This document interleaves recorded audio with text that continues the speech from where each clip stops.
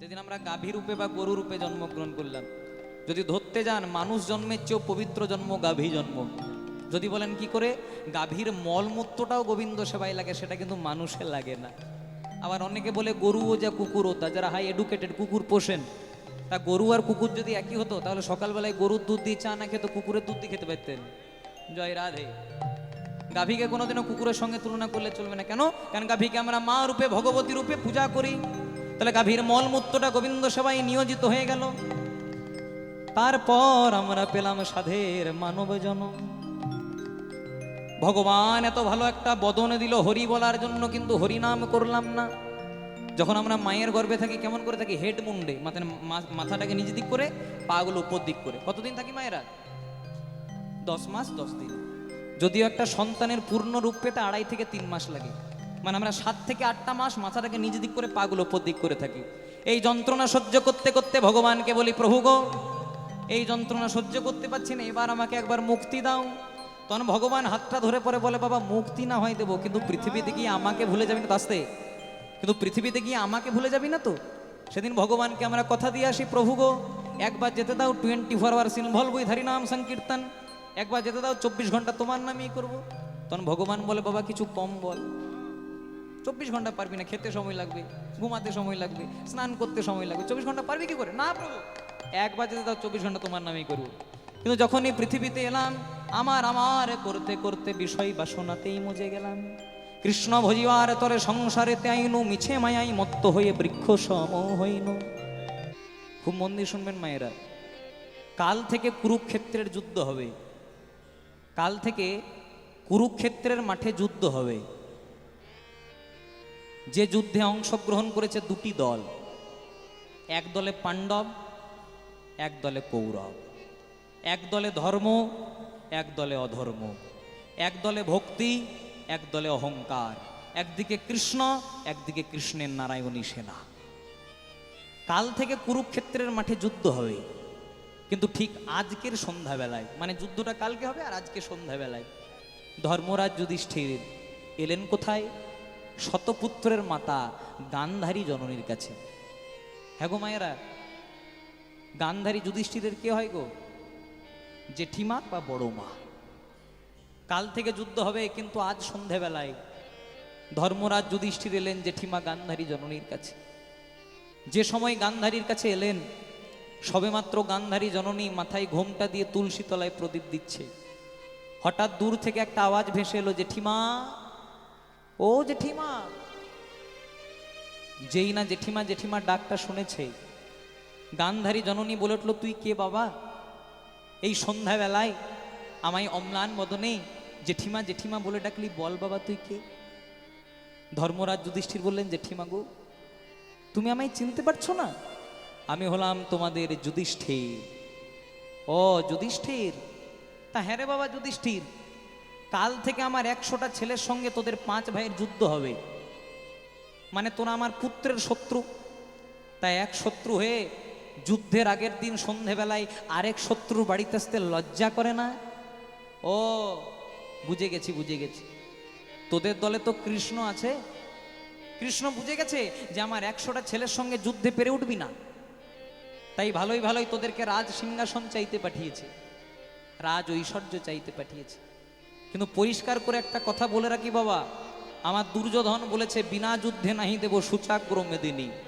মানে যুদ্ধ না করলে একটা সূচের পর্যন্ত জায়গা দেব না। তাহলে তো এগুলো তো দূরের কথা। ধর্মরাজ যুধিষ্ঠির বলেন, জেঠিমা গো, তুমি আমাকে বলতেই দিলে না আমি কেন এসেছি, আর এতগুলো কথা বলে দিলে। আগে আমার কথাটা শোন। প্রথমের কথা, তুমি আমাকে শত্রু বললে, আজ না হয় পরিস্থিতির চাপে আমি তোমার শত্রু, কিন্তু তুমি কি বলতে পারো প্রকৃতই কি আমি তোমার শত্রু? বলছে, ছলনা করিস না বাবা, কেন এসেছিস বল। জেঠিমা, আমি তোমার কাছে কেন এসেছি জানো? আমি তোমাকে সব খুলে বলবো। কি বললে? রাজ ঐশ্বর্য। যে রাজ ঐশ্বর্য পেলে মানুষ স্বয়ং পরমানন্দ গোবিন্দকে ভুলে যায়, সে রাজ ঐশ্বর্য চাইতে আসেনি জেঠিমা। আর যার হৃদয় সিংহাসনে সদা সর্বদা গিরিধারী গোপীনাথ বিরাজ করে, তার যে কোনোদিনও জাগতিক সিংহাসনের প্রয়োজন হয় না মাগো। তাহলে কেন এসেছিস? তুমি যে ঘরটাতে দাঁড়িয়ে আছো ওখান থেকে একবার আমার কাছে এসো, তারপর বলবো। কেন রে বাবা? ওইখান থেকেই বল। না মা, তুমি যে ঘরটাতে দাঁড়িয়ে আছো সেটা হলো কামনা বাসনার ঘর। তুমি যে ঘরটাতে দাঁড়িয়ে আছো সেটা যে দুর্যোধনের ঘর, মানে অহংকারের ঘর। আর অহংকারের মঞ্চে দাঁড়িয়ে যে কোনোদিনও নিষ্কাম গোবিন্দ সেবা হয় না জেঠিমা। যেই না কথাটা বলেছে আর কাছে চলে এসেছে মা। যুধিষ্ঠির মহারাজ তো এই সুযোগটারই অপেক্ষা করছিল। যেই না গান্ধারী সামনে এসেছে, আজকে যুধিষ্ঠির লম্বা লম্বী গান্ধারীর চরণ দুটিকে জড়িয়ে ধরেছে। নিতাই গৌর প্রেমানন্দে হরি হরি বল। চরণ দুটিকে জড়িয়ে ধরে বলছে, আমি কেন এসেছি জানো জেঠিমা? আমি কেন এসেছি জানো? তুমি তো আমার বড় মা, তুমি তো আমার গুরুজন। কাল থেকে কুরুক্ষেত্রের মাঠে যুদ্ধ হবে। কোন দল যে জিতবে কোন দল যে হারবে কেউ জানে না। কে যে বাঁচবে কে যে মরবে তাও কেউ জানে না। কিন্তু জেঠিমা গো, কাল থেকে কুরুক্ষেত্রের যুদ্ধ চলাকালীন আমি যুধিষ্ঠির যদি কোনোদিনও মারা যায়, আর আবার যদি কোনোদিনও মনুষ্য জন্ম নিয়ে পৃথিবীতে আসি, আমি যেন গোবিন্দের চরণ ধরে থাকতে পারি গো। যেই না কথাটা বলে দিয়েছে, আজকে গান্ধারী না চাইতে যুধিষ্ঠিরের মাথায় হাতটাকে দিয়ে পরে বলছে, বাবা রে, আমি তোর জেঠিমা, আমি তোর বড় মা, আমার যদি বিন্দুমাত্র গোবিন্দ চরণে মতি থাকে তোকে আশীর্বাদ করলাম। কাল থেকে কুরুক্ষেত্রের যুদ্ধ চলতে চলতে ধর্মের হবে জয় আর অধর্মের হবে নিশ্চিত পরাজয়। নিতাই গৌর হরি হরি। দূর থেকে দাঁড়িয়ে কৃষ্ণ হাসতে হাসতে বললেন, বা যুধিষ্ঠির দাদা, কুরুক্ষেত্রের যুদ্ধ হলো না, তার আগে রেজাল্ট আউট করিয়ে দিলে যে তোমরা জিতবে ওরা হারবে। কথাটা কেন বললাম না, তারা গোবিন্দকে আশ্রয় করেছিল। যদি গোবিন্দকে কেউ আশ্রয় করতে পারে, আশ্রয় লহিয়া ভজে তারে কৃষ্ণ নাহি তেজে, বাকি সব মরেও কারণ। যদি একবার গোবিন্দের চরণে নিজেকে সমর্পণ করতে পারো, তাহলে ভগবান জন্ম জন্মান্তরে তার চরণের দাস হয়ে রয়ে যায়। তাই জন্য সবাই মিলে একবার দুটি বাহু তুলে গাইব, হরে কৃষ্ণ কৃষ্ণ কৃষ্ণ কৃষ্ণ হরে হরে, হরে রাম রাম রাম হরে হরে। উলুধ্বনি হয়ে হরে কৃষ্ণ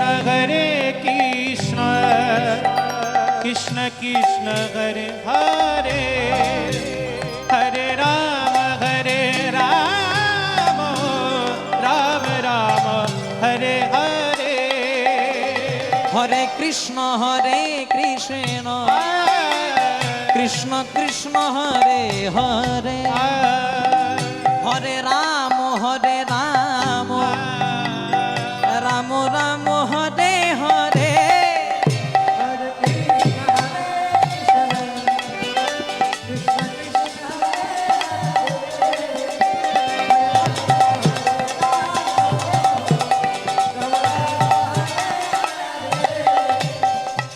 হরে কৃষ্ণ কৃষ্ণ কৃষ্ণ হরে হরে, হরে রাম রাম রাম হরে। হরে কৃষ্ণ কৃষ্ণ কৃষ্ণ হরে হরে, হরে রাম রাম রাম হরে হরে। হরে কৃষ্ণ কৃষ্ণ কৃষ্ণ হরে হরে, হরে রাম রাম রাম।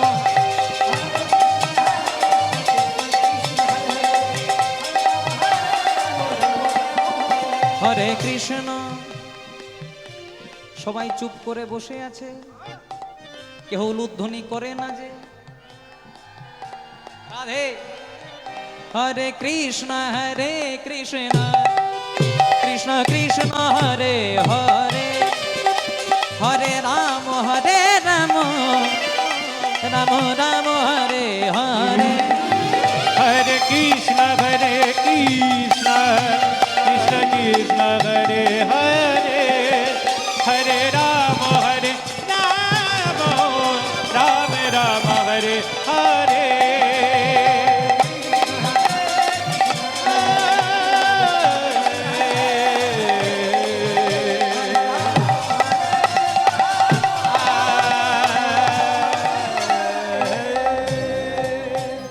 এই যে আমরা নামটা শুনছি, এত রাত্রি জেগে যে আপনারা বসে আছেন, নাম শুনলে কি উপকার হয়, নামের কেমন গুণ একটু ছোট্ট করে শুনুন। আবার প্রবেশ করব সব কিছুর মধ্যে, একটু ছোট্ট করে শুনতে হবে। আপনারা সবাই নাম শুনেছেন রাবণ রাজা। যেদিন রাবণ রাজা সীতা দেবীকে হরণ করে নিয়ে চলে গেল, রামের বানর সৈন্যরা বলছে, প্রভু সীতাকে উদ্ধার করে দেবো, কিন্তু একটা শর্ত আছে। কি করতে হবে না, এখান থেকে শ্রীলঙ্কাতে যেতে গেলে এত বড় একটা সমুদ্র আছে, পার করব কি করে? রামচন্দ্র বললেন তোমরা চিন্তা করো না, তোমরা এক একটা বড় বড় পাথর নাও, পাথরে বড় বড় করে রাম রাম লিখবে, পাথরগুলো জলে দেবে, পাথর কিন্তু ভেসে উঠবে। তাই বানররা করতে কি লাগলো মা, পাথরে বড় বড় করে রাম রাম লিখলো, পাথরগুলো জলে দিল, পাথর কিন্তু ভেসে উঠলো। এবার সেতু বন্ধন করে, ব্রিজ করে, যেই না রামের সৈন্যরা লঙ্কাতে প্রবেশ করতে যাবে, রাবণের সৈন্যরা পুরো ঘটনাটা চোখে দেখলো।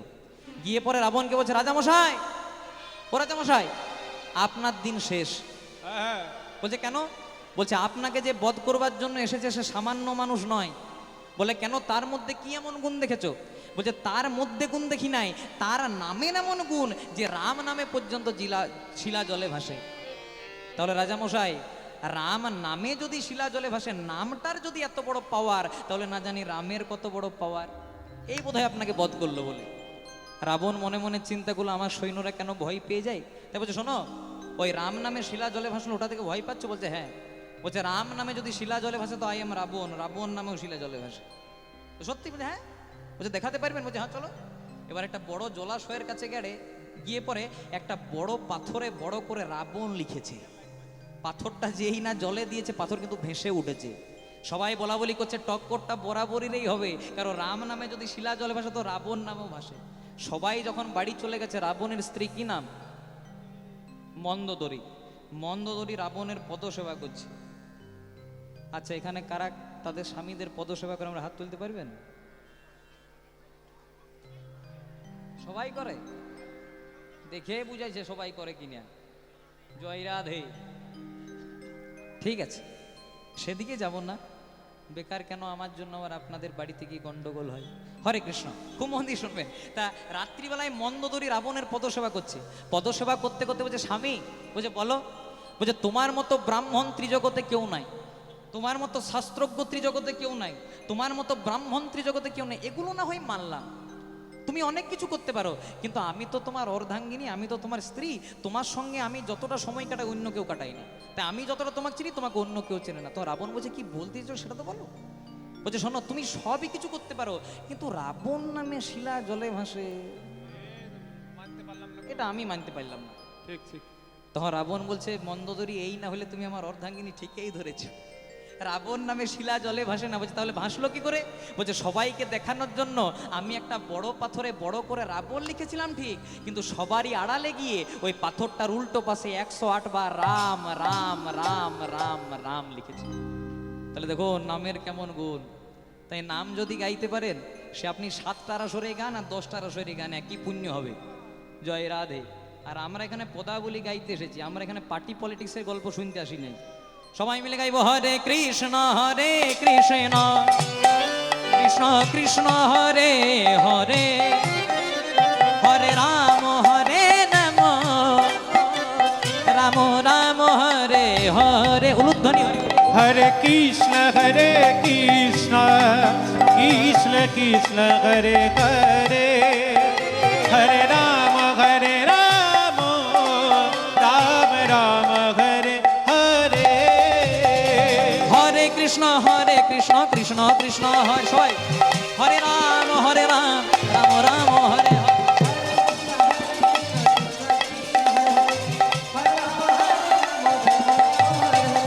হরে কৃষ্ণ কৃষ্ণ কৃষ্ণ হরে হরে, হরে রাম রাম রাম হরি বল। हरे कृष्ण कृष्ण कृष्ण हरे हरे, हरे राम राम राम हरे हरे कृष्ण कृष्ण कृष्ण हरे हरे, हरे राम राम राम हरे हरे। हरे कृष्ण कृष्ण कृष्ण हरे हरे, हरे राम राम राम हरे हरे। हरे हरे, हरे राम राम राम हरे हरे। बोलो बोलो श्री কৃষ্ণ চৈতন্য মহাপ্রভু কি जय हो। আরেকটুকু জোরে হবে কি? হ্যাঁ জোরে হবে। জগৎগুরু নিত্যানন্দ প্রভু কি, মহাদেব অবতার অদ্বৈতাচার্য প্রভু কি, পরম বৈষ্ণব শ্রীবাস প্রভু কি, রাধা স্বরূপিনী গদাধর প্রভু কি, আপন আপন পিতা মাতা কি, নিজ নিজ গুরুদেব কি। কীর্তন ভালো লাগছে কি? ঠিক আছে, খুব সুন্দর জায়গা আছে, খুব মন দিয়ে শুনবেন। ভগবানের কাছে একটা ঝোলা ছিল মা। আমাদের কাছে যেমন ব্যাগ থাকে, থলি থাকে, ঝোলা থাকে, খুব আস্তে আস্তে মন দিয়ে শুনতে হবে। ভগবানের কাছে একটা ঝোলা ছিল। কেমন ঝোলা? না, ভগবান যেখানেই যেতেন ঝোলাটাকে কিন্তু 24 ঘন্টা হাতে হাতে করে নিয়ে যেতেন। ठीक ठीक। তা ভগবানের একজন ভক্ত ভগবানকে প্রশ্ন করছে, প্রভু তোমার ঝোলার মধ্যে কি এমন আছে যে তুমি ভগবান হয়েও ঝোলাটাকে 24 ঘন্টা হাতে হাতে করে নিয়ে ঘোরাও? ভগবানের কাছে যে ঝোলাটা আছে, ভক্ত প্রশ্ন করছে, প্রভু তোমার ঝোলার মধ্যে কি এমন আছে যে তুমি ভগবান হয়েও ঝোলাটাকে 24 ঘন্টা হাতে হাতে করে নিয়ে ঘোরাও? তখন ভগবান বলছে, ওরে বোকা, এই ঝোলার মধ্যে কি আছে জানিস? বলছে কি আছে? বলছে ভক্তরা আমার কাছে যে যা চাই, ভক্তরা আমার কাছে যে যা চাই এই ঝোলাটা থেকে বার করে তাদেরকে সেইটা দিয়ে দিই। তখন ভক্ত মনে মনে চিন্তা করছে, ঝোলার মধ্যেই যদি সব কিছু আছে একটু চেয়ে নিই, প্রভু আমি যদি তোমার কাছে কিছু চাই তুমি আমায় দেবে? তখন ভগবান বলছে, তুই 24 ঘন্টা আমার সঙ্গে থাকিস, তোকে দেবো না তো কাকে দেবো? এবার ভক্ত কি চাইছে দেখুন মা, যেগুলো আমরা চাই। প্রভু আমার বড় টাকা পয়সার অভাব, অর্থের অভাব, একটু টাকা পয়সা দেবে? যেই না বলেছে ভগবান তার ঝোলা থেকে বার করে টাকা পয়সা দিয়ে দিয়েছে। আর যেই না টাকা পয়সা দিয়েছে, যে ভক্ত 24 ঘন্টা ভগবানের সঙ্গে সঙ্গেই থাকে সেই ভক্তের 1 মাস আর কোনো দেখাই নেই। ভগবান মনে মনে চিন্তা করছে, কি এমন দিলাম রে বাবা যে যে ভক্ত 24 ঘন্টা আমার সঙ্গে থাকতো 1 মাস দেখাই করে নেই। ভক্ত আবার এসেছে। তখন ভগবান বলছে, হ্যাঁ রে, আগে যে 24 ঘন্টা আমার সঙ্গে থাকতিস 1 মাস ছিলিস কোথায়? বলছে, প্রভু ওই যে টাকাগুলো দিয়েছিলে সবগুলো খরচা করতে পারি নাই। কয়েকটা পাঞ্জাব ন্যাশনাল ব্যাংকে রেখেছি, কয়েকটা SBI ব্যাংকে রেখেছি, কয়েকটা বড় ছেলেটার নামে LIC করেছি, এই করতে করতেই সময় চলে গেছে। তা আবার কেন এসেছিস? বলছে, প্রভু টাকা পয়সা তো দিয়েছিলে, এবার যদি একটা ঘর করে দিতে খুব ভালো হতো। বলো ঘর চাই, এনে যে তোকে একটা 2 তলা বিল্ডিং করে দিলাম। টাকা পয়সা দিয়েছে, একটা 2 তলা ঘর করে দিয়েছে। ভক্ত আবার এসেছে, বলছে, প্রভু টাকা পয়সা দিয়েছো, একটা 2 তলা ঘর করে দিয়েছো, ঘরটা খুব ভালো হয়েছে, মানে স্ত্রী বলছে খুব সুন্দর, কিন্তু একটু যদি টাইলস মার্বেল লাগিয়ে দিতে আরো ভালো হতো। বলে টাইলস মার্বেল লাগবে, এনে তোর ঘরের মধ্যে টাইলস মার্বেলও লাগিয়ে দিলাম। টাকা পয়সা দিয়েছে, ঘর করে দিয়েছে, টাইলস মার্বেল লাগিয়ে দিয়েছে। ভগবান মনে মনে চিন্তা করছে, বোধহয় আর কিছু চাইবে না, আবার এসেছে। বলছে, প্রভু সব তো দিলে, এবার আমার ছেলেটা বলছে এই মদনপুর থেকে বারুইপুর হেঁটে হেঁটে যেতে পারবো না, একটা গাড়ির দরকার, একটা গাড়ি দিলে ভালো হতো। বলে গাড়ি চাই, এনে তোকে গাড়িও দিলাম। ভগবানের ঝোলাতে যা কিছু ছিল, ভক্ত যা যা চাইছে ভগবান সব কিছু উজাড় করে বার করে দিয়েছে। কৃতে যোদ্ধায়তে বিষ্ণু, মানে সত্যযুগে ভগবানকে পাওয়ার উপায় ছিল ধ্যান করা। সত্যযুগের মানুষ কতদিন বাঁচত? 1 লক্ষ বছর। জয় রাধে। সত্যযুগের মানুষের পরমায়ু ছিল 1 লক্ষ বছর। সত্যযুগে ভগবানকে পাওয়ার উপায় ছিল ধ্যান করা। ত্রেতায়ং যজতে মুখই, যখন সত্যযুগ থেকে ত্রেতা যুগ এলো, ত্রেতা যুগের মানুষ কতদিন বাঁচে? 1 লক্ষ থেকে একটা শূন্য কমে গেল, কত হয়? 10,000 বছর। ত্রেতা যুগে ভগবানকে পাওয়ার উপায় যাগযজ্ঞ করা। দ্বাপরে পরিচর্যায়ন, যখন ত্রেতা যুগ থেকে দাপর যুগ এলো, দাপর যুগের মানুষের পরমায়ু কত হলো? 10,000 থেকে একটা শূন্য কমে গেল, কত হয়? 1,000 বছর। দাপর যুগে ভগবানকে পাওয়ার উপায় সেবা পূজা করা বা পরিচর্যা করা।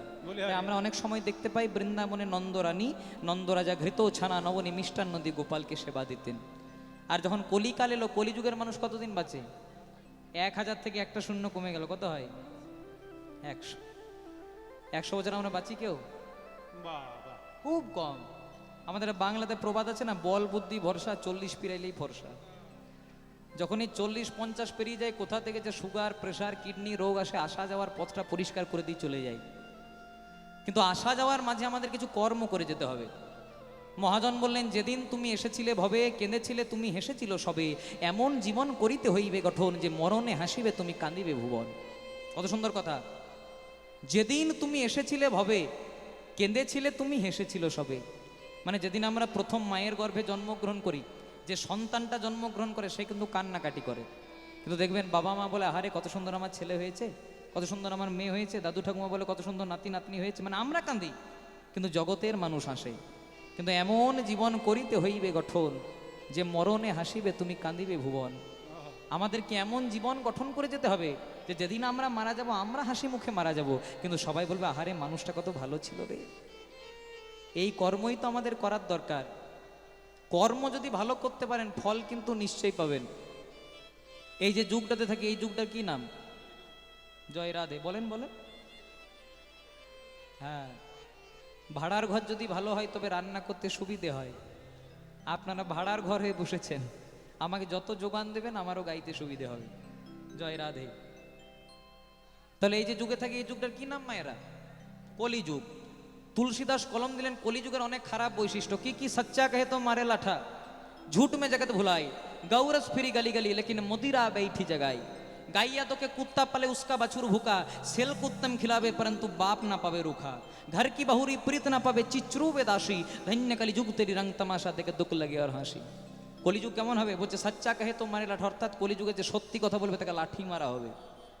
আমরা অনেকে বলি না যে কলিযুগ বোধহয় ধ্বংস হলো বলে, কিন্তু কলিযুগের পরমায়ু হচ্ছে 4,32,000 বছর। কৃষ্ণ তো এই তো 5,500 বছর আগে গেল, এই তো কলির বাল্যকাল। তাহলে এখনই যদি এমনি হতে পারে, তাহলে যাকে অতদিন যাবে কি হতে পারে একবার ভেবে দেখুন। আর বেশি দেরি নাই। জয় রাধে। সত্য যুগে নারায়ণ এসেছিল, ত্রেতা যুগে রাম এসেছিল, দাপর যুগে কৃষ্ণ এসেছিল, কিন্তু কলি যুগে যখন কলকি আসবে না, আর ধরা ছাড়ার কোনো গল্প নাই। জয় রাধে, একবারে সব নিয়ে চলে যাবে। হরে কৃষ্ণ। তাই কলিযুগ কেমন হবে? বলছে সচ্চা কহে তো মারে লাঠা, অর্থাৎ কলিযুগে যে সত্যি কথা বলবে তাকে লাঠি মারা হবে।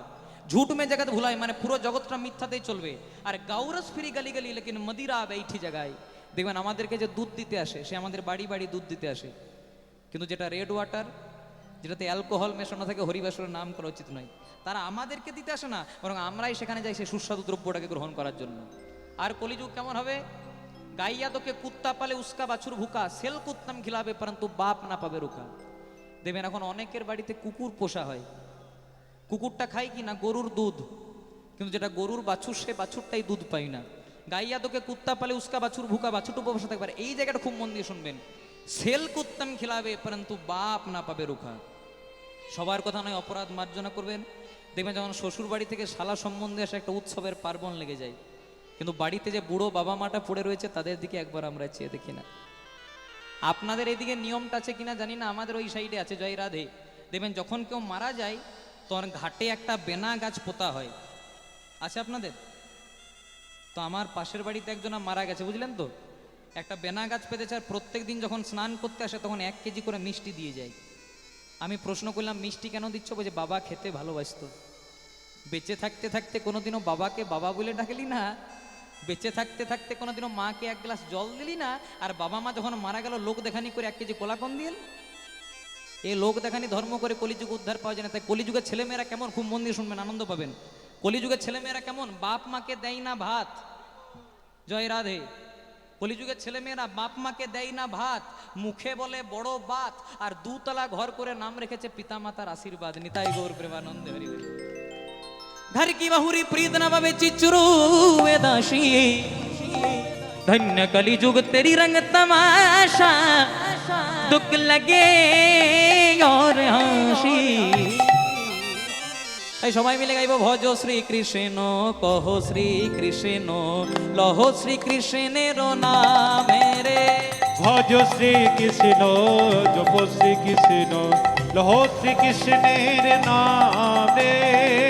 ভজ শ্রী কৃষ্ণ কহ শ্রী কৃষ্ণ লহ শ্রী কৃষ্ণের নামে।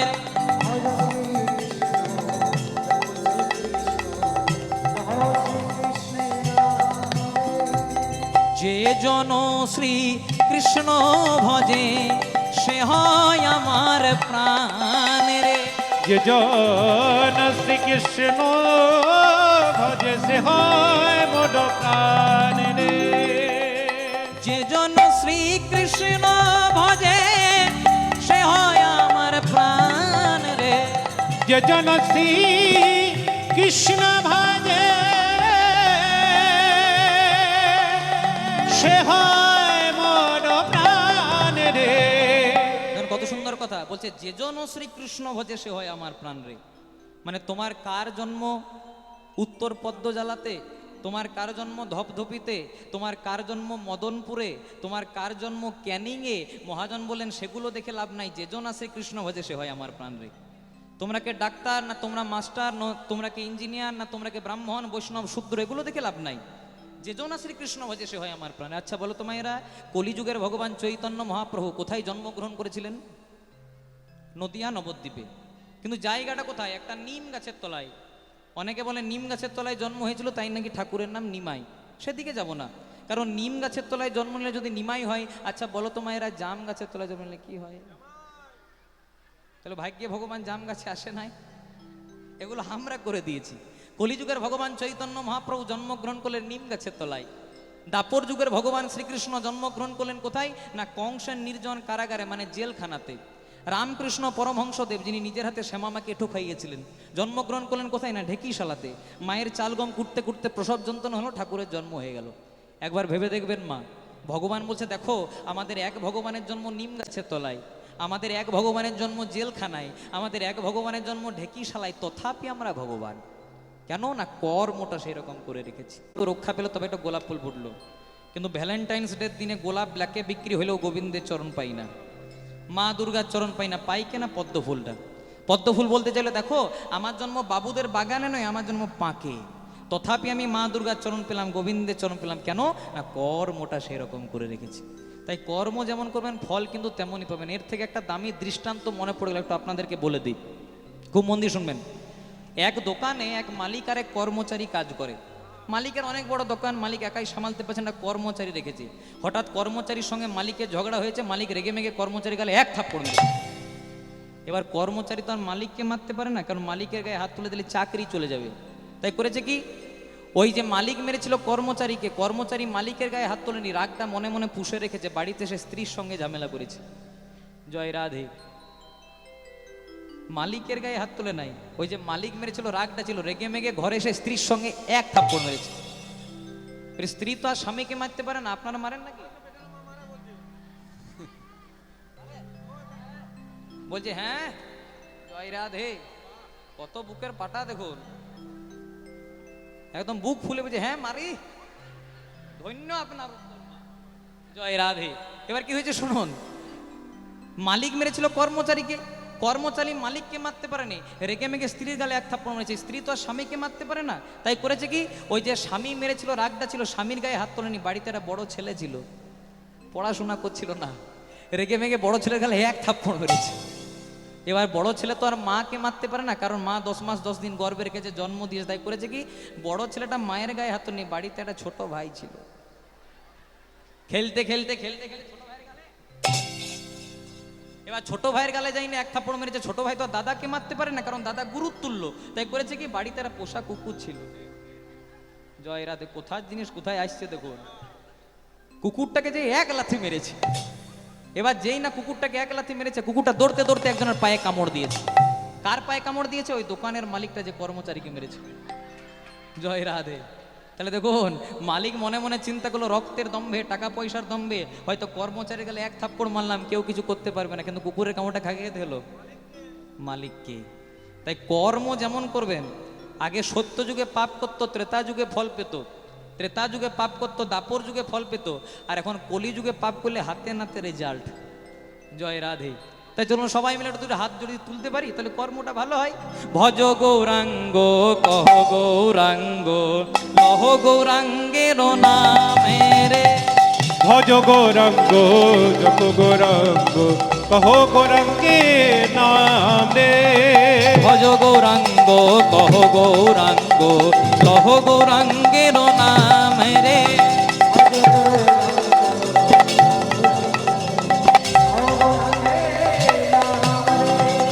যে জন গৌরাঙ্গ ভজে সে হয় আমার প্রাণের। যে জন গৌরাঙ্গ ভজে সে হয় মোর প্রাণ রে। নদিয়া নগরে সচির উদরে উদয় হলেন গোরা চাঁদ রে। নদিয়া নগরে সচির উদরে উদয় হলেন গোরা চাঁদ রে। ভজ গৌরাঙ্গ কহ গৌরাঙ্গ লহ গৌরাঙ্গের নামে রে।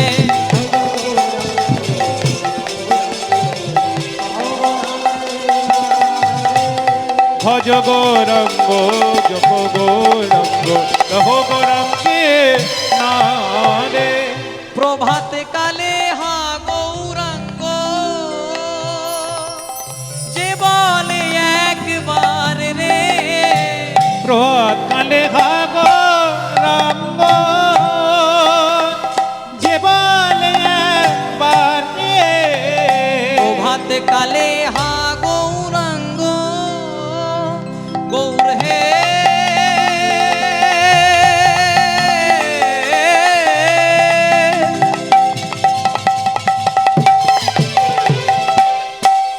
গৌর হে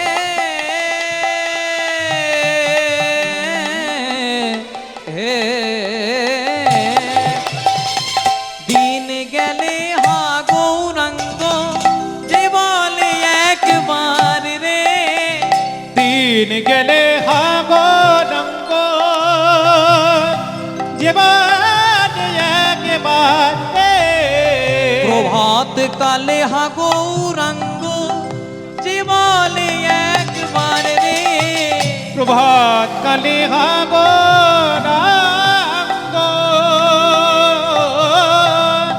যে বলে একবার রে।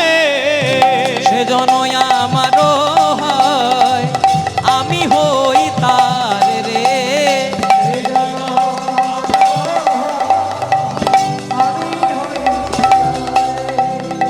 সেজন আমারও হয় আমি হই তার রে।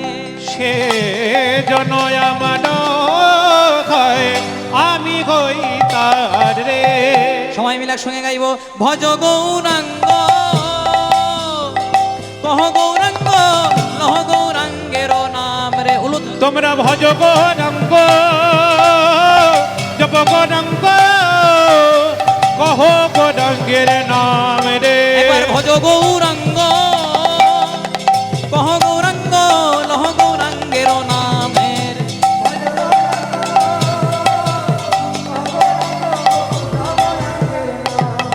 একবার ভজ গৌরাঙ্গ কহ গৌরাঙ্গ লহ গৌরাঙ্গের নামে। উলুধ্বনি হরি ভজ গৌরঙ্গ জপ গৌরঙ্গ লহ গৌরঙ্গের নাম রে।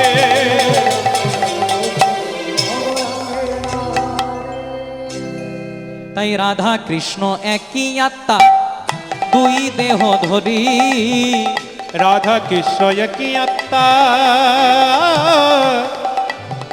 দুই দেহ ধরে।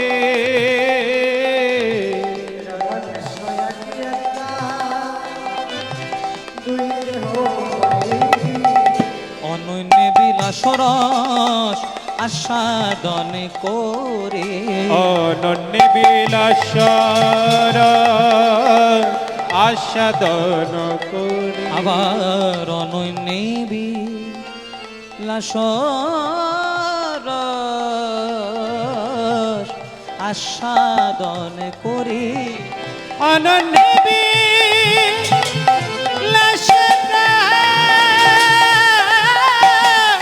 আস্বাদন করি। সেই দুই কলিতে এবে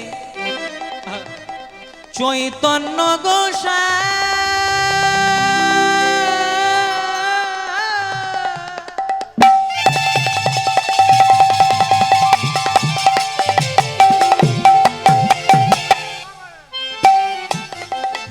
সেই দুই এবে কলিতে চৈতন্য গোসাই। রাধা প্রেম আস্বাদিতে সেই দুয়ে কলিতে এক হয়ে এবার চৈতন্য গোসাই। ওই না সেই তো এক হয়ে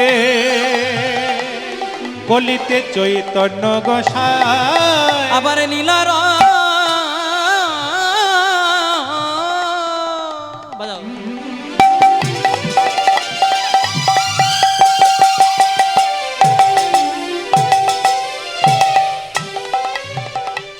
আবার লীলার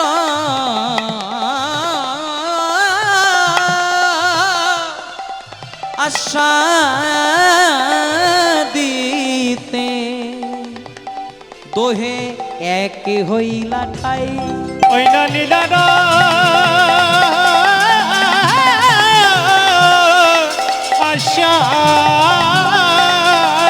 রাতে দুহে হলো এক ঠাই।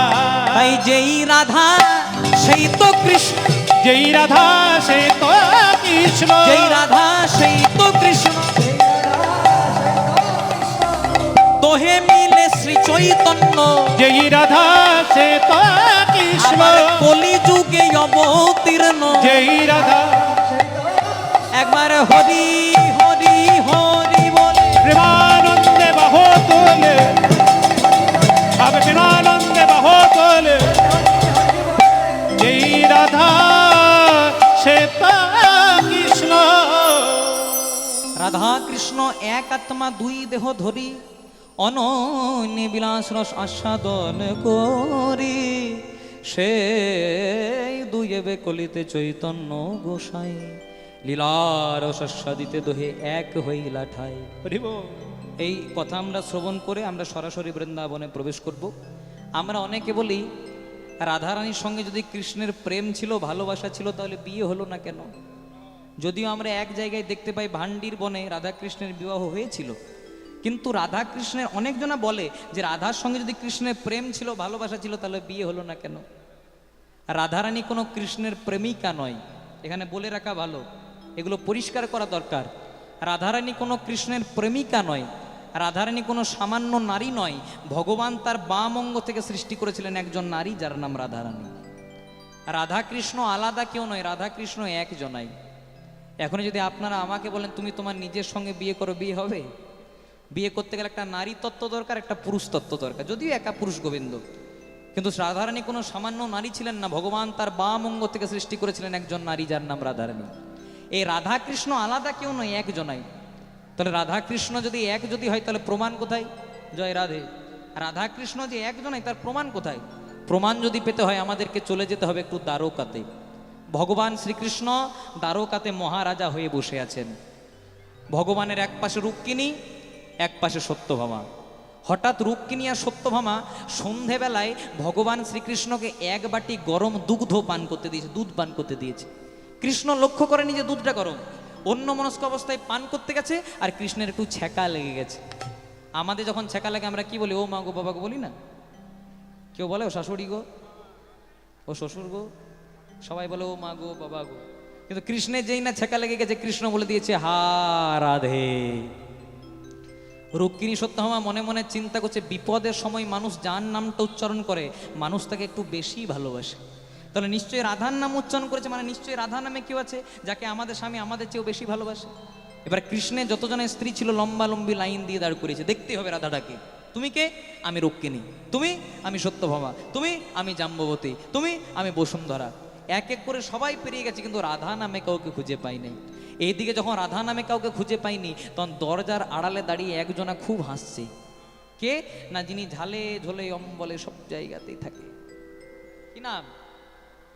নারদ। শুধু পুরাণেই নাই মা, এমন কোনো গ্রাম নাই যেখানে এক দুটি নারদ অ্যাভেলেবেল না। না, আপনাদের গ্রামের কথা বলিনি, খুব ভালো গ্রাম। বেকার একদিন কীর্তন করতেছি, গ্রামের গাড়ি আটকায়। আমাদের কীর্তন সমাজে কীর্তনিয়াদের মধ্যেই নারদ পাবেন। জয় রাধে। আপনাদের হরিবাসরে অ্যাভেলেবেল আছে। যদি বলেন ছিল, আমি বেশি ঘাটতে চাই না সে বিষয়ে। জয় রাধে। বাইরে একরকম, ভেতরে আরেক রকম। এগুলো হচ্ছে নারদ। যারা বলে না আমি সাতেও নাই পাঁচেও নাই, তাদের কাছ থেকে 1 কিলোমিটার দূরে থাকবেন। বাবা কেন বলুন তো? কারণ যারা বলে সাতেও নাই পাঁচে নাই, তারা হয়তো সাতে পাঁচে থাকে না, কিন্তু 6 9 বড় থাকে। জয় রাধে। খুব মন দিয়ে শুনবেন। তা নারদমুনি খুব হাসছে। এবার নারদমুনি যখন মৃদু মৃদু হাসছে, তখন রুক্মিণী সত্যভামা, ও নারদ হাসছো কেন? এইদিকে আমরা একই চিন্তাতে ভেবে পাগল হয়ে যাচ্ছি, রাধা কোথায় আছে আর তুমি হাসছো। তখন বলছে রাধাকে দেখতে চাও? বলছে হ্যাঁ। বলছে রাধাকে দেখতে গেলে এই দ্বারকাতে থাকলে চলবে না, বৃন্দাবনে যেতে হবে। এবার নারদমুনি তার ঢেকি জানে চাপিয়ে রুক্মিণীকে আর সত্যভামাকে বৃন্দাবনে নিয়ে এসেছে, যেটা যমুনার তট, সেখানে নামিয়ে দিয়েছে। বলছে এখান থেকে হেঁটে হেঁটে যাও, দেখবে রাধাকে দেখতে পেয়ে যাবে। যেই না কিছু দূর গেছে, দেখছে একজন খুব সুন্দরী রমণী, মারাত্মক চেহারা, দারুণ দেখতে। আজকে বসে বসে গাছের তলায় কৃষ্ণ নাম গাইছে। রুক্মিণী সত্যভামা মনে মনে চিন্তা করছে, এইটাই বোধহয় রাধা। এত সুন্দর দেখতে, তাহলে আমাদের স্বামী আমাদেরকে কেন ভালোবাসবে? এত সুন্দর একজন দেখতেছে, এইটাই রাধা। হ্যাঁ, তুমি রাধা? বলছে না, আমি রাধা নই, আমি রাধারানীর একজন সখী, একজন দাসী, আমার নাম ললিতা। তো রাধাকে কোথায় পাবো? বলছে আরেকটু যাও, দেখতে পেয়ে যাবে। যেই না কিছু দূর গেছে, দেখছে প্রথমে যার সঙ্গে দেখা হয়েছিল ওর চেয়ে একটু সুন্দর। বসে বসে ওর রাধা নাম গাইছে। বলছে তুমি রাধা? বলছে না আমিও রাধা নই। তাহলে তুমি কে? আমি রাধারানীর আরেকজন সখী, আরেকজন দাসী, আমার নাম বিশাখা। তো রাধাকে কোথায় পাবো? বলছে আরেকটু যাও, এত যখন কষ্ট করে আরেকটু যাও। যেই না কিছু দূর গেছে, আজকে রাধারানী ধুলাই গড়াগড়ি দিয়ে কৃষ্ণ নাম গাইছে। কৃষ্ণ তো বৃন্দাবন ছেড়ে চলে গেছে, আর রাধারানীর মনের ভাবটা রাধারানী লিখছেন, আর পদাবলিতে পদকর্তা লিখছেন, বলে পরানো বধুর লাগি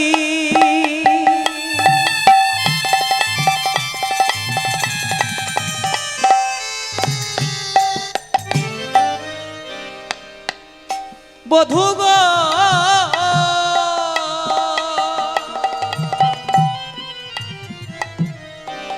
রাধা রানী আমার করে হায় হায়,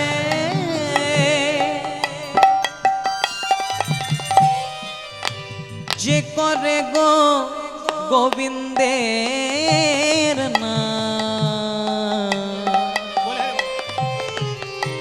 রাধে ধরে তার পা পরানো বধুর লাগি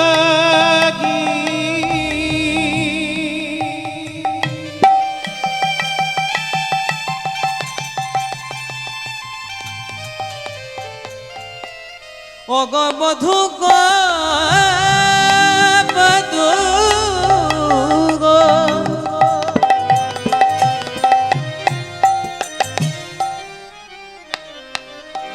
বধূ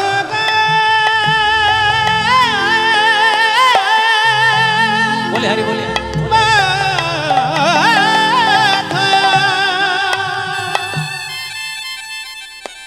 আমায় তুমি ছেড়ে কোথায় গেলে,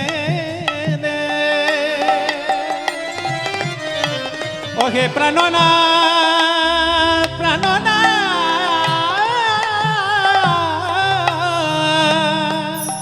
ও গো প্রাণনাথ, পরানব বদুর লাগি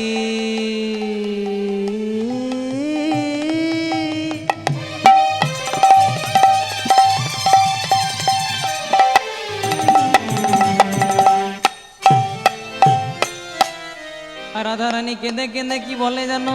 বলে কেউ কি তোমরা বলতে পারো, ওগো কেউ কি তোমরা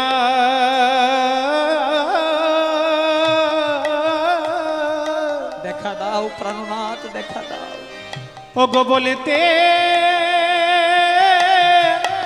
পারো,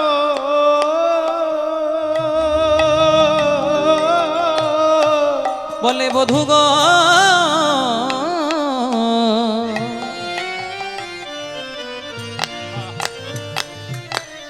বলে কেউ কি তোমরা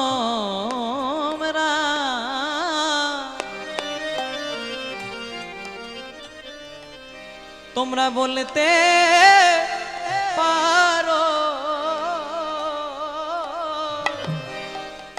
ওগো বধূ গো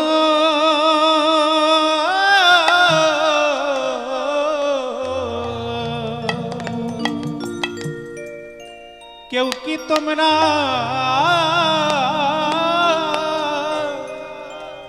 ওগো বলতে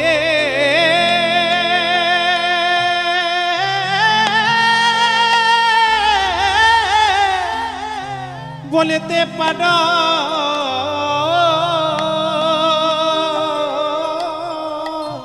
আমি কোথায় গেলে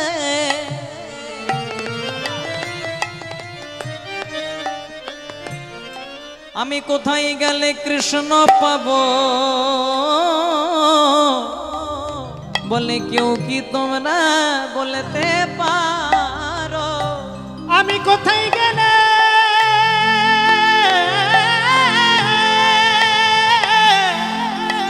কোথায় গেলে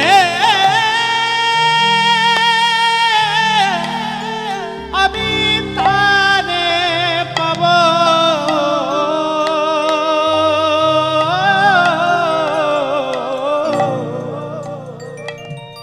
ওগো কেউ কি তোমরা বলতে পারো?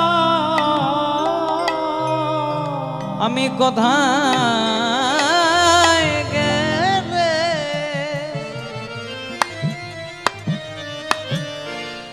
আমি কোথায় গেলে কৃষ্ণ পাব? বলে কেউ কি তোমরা বলতে পারো? আমি কোথায় গেলে আস্তে। রাধারানী ধুলায় গড়াগড়ি দিয়ে কৃষ্ণ কাঁদছে, কৃষ্ণ বিরহে প্রাণনাথ। তুমি বৃন্দাবন ছেড়ে চলে গেলে গো। দেহ থেকে প্রাণ বেরিয়ে গেলে যেমন দেহের কোনো দাম থাকে না, তেমনি আজকে তুমি যখন বৃন্দাবন ছেড়ে চলে গেছো, আজকে বৃন্দাবনও শ্মশানে পরিণত হয়েছে। দেখা দাও প্রাণনাথ, দেখা দাও, একবার দেখা দাও। যখন কৃষ্ণ কৃষ্ণ বলে ধুলায় গড়াগড়ি দিয়ে কাঁদছে, সেটাকে দর্শন করছে কে? রুক্মিণী আর সত্যভামা। ওই যে রাধাকে দেখতে এসেছিল, রুক্মিণী আর সত্যভামা মনে মনে চিন্তা করছে, আরে এত সুন্দর দেখতেও কেউ হয়? এত সুন্দর রূপের মানুষ তো আগে কভু দেখি নাই। যেই না প্রশ্ন করতে যাবে, হ্যাঁ গো তুমি রাধা, সেইটা বলার আগে রাধারানী রুক্মিণীকে আর সত্যভামাকে, ও রুক্মিণী, ও সত্যভামা, দূরে কেন, কাছে এসো। রুক্মিণী সত্যভামা মনে মনে চিন্তা করছে, কই আগে তো এর সঙ্গে আমাদের দেখা হয়নি, তাহলে চিনল কি করে যে আমি রুক্মিণী ও সত্যভামা? হ্যাঁ গো তুমি চিনলে কি করে যে আমি রুক্মিণী ও সত্যভামা? বলছে, আমার কাছে কি অজানা থাকে? তোমরা তো আমারই কৃষ্ণের স্ত্রী, তোমার নাম রুক্মিণী না সত্যভামা। আচ্ছা সেসব বাদ দাও, এবার কি বলছে দেখুন।